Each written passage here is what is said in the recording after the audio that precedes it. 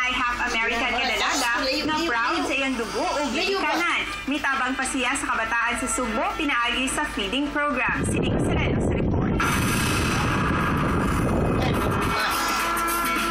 Ang 24 anyos nga si Samantha McLeod, proud sa iyang dugong Pilipino. Bisan kung natawag og nagdako sa Amerika, huwag yapon siya makalibot na mabalik dinhi sa Pilipinas.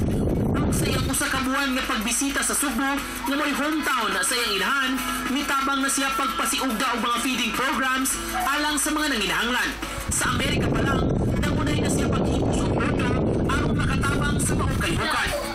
Through a fundraising concert, and brought several bands in, and then invited people to join, but they would have to pay, and the proceeds went to the feeding program, so it raised a lot of money too.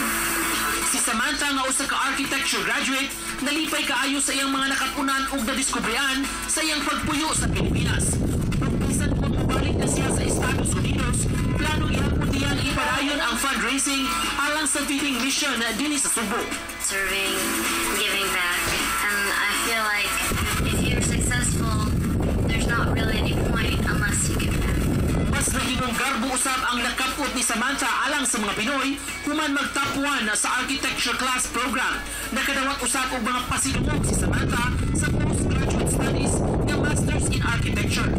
Pipila sa mga pasidungog nga nadawat noong 2013 AIA Henry Adams Gold Medal and Certificate, 2013 CRCA Scholar Athlete Award, ug 2013 PowerPath Choice Award Scholastic Achievement.